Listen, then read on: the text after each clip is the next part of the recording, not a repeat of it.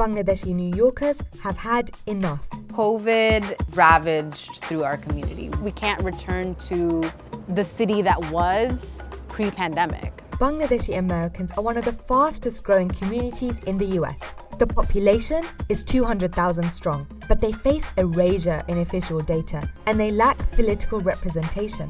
A lot of Bangladeshis in New York are very much working class, folks that are working in Subways and Dunkin' Donuts as taxi cab drivers. Now, Bangladeshi American women are running for office and they're leading distinctly progressive campaigns. I'm running for office to create an anti-racist feminist government. They're at the forefront of mobilizing their communities. Elected officials now are very much aware that the way that they've done politics is not going to fly anymore. We're in New York following the story of how young working class Bangladeshi American women are rising up through progressive politics. What do we want? Cancel the rent! You sure you want to cancel the rent? During the pandemic, people have had to make really difficult decisions about their livelihoods and whether they should continue their employment despite being at risk of eviction.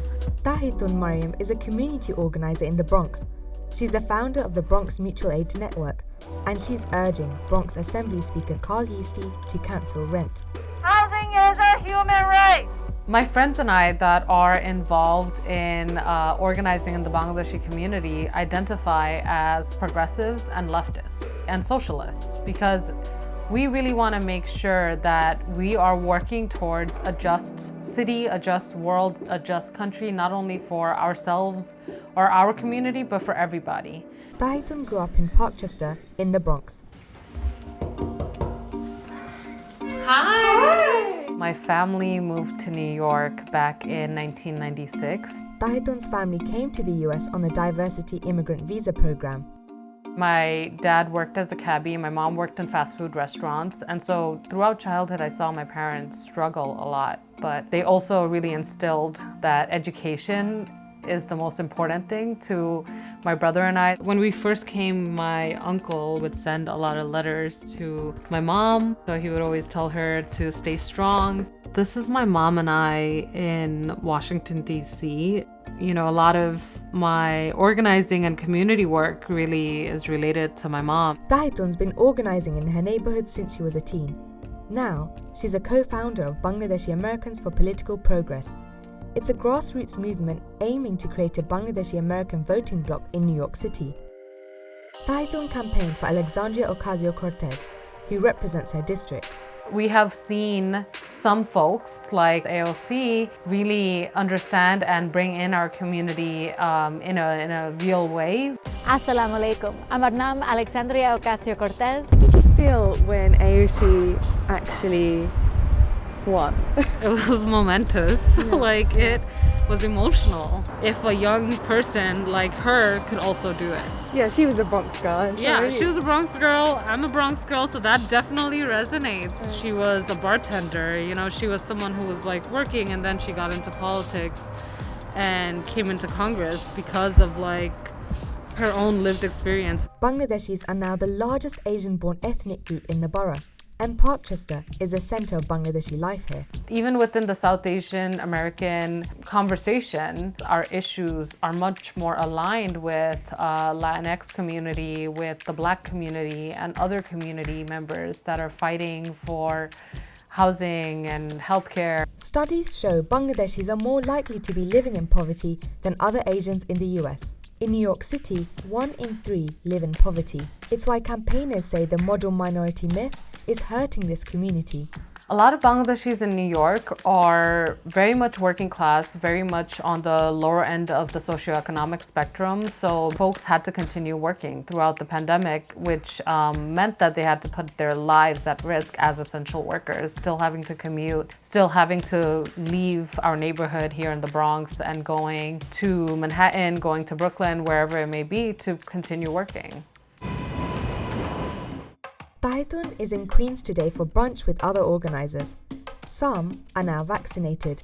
but not before the Bangladeshi community was disproportionately hit by COVID-19. The Bangladeshi Feminist Collective is a intergenerational feminist organizing space, and it is a healing space. Queens is home to the largest Bangladeshi community in New York City. This was the epicenter of the coronavirus outbreak in 2020, but we don't know exactly how many Bangladeshis died of COVID-19. The New York City Health Department hasn't released community-specific data. Without that data, cities can't serve residents in these communities, and campaigners say this has led to the erasure of NYC's Bangladeshi Americans.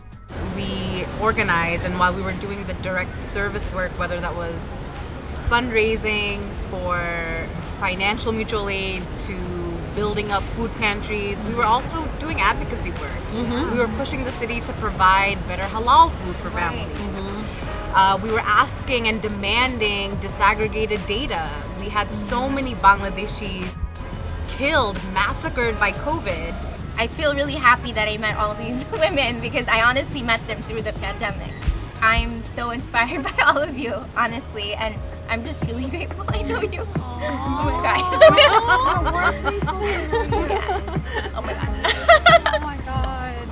And I think us doing that inspired even people in our communities to start distributing food, to putting together resources. And it was just so great to do it with other Bangladeshi women.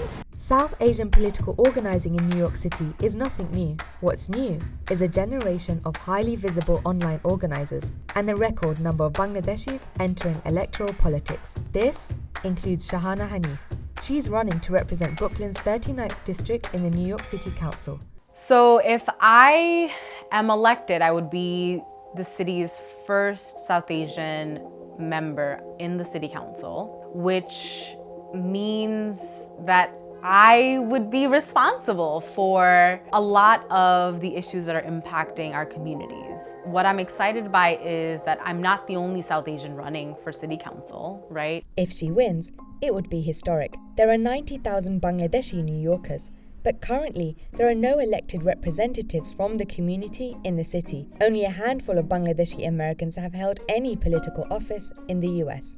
Shahana was born and raised in Kensington, Brooklyn, otherwise known as Little Bangladesh. There was a lot of uncertainty and confusion around whether these businesses would ever reopen. The city did not have a plan for working class communities.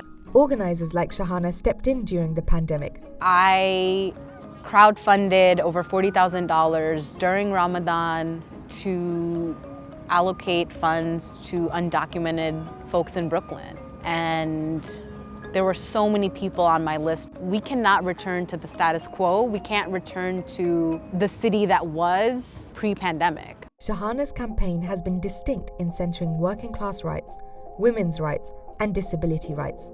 At 17, she was diagnosed with lupus, a chronic autoimmune disease. Most of us have been organizing for years in our own neighborhoods, and the Bangladeshi Feminist Collective was how most of us have connected, or through the digital organizing space. Shahana's run for office has mostly been a Zoom campaign, a challenge for a first-time candidate.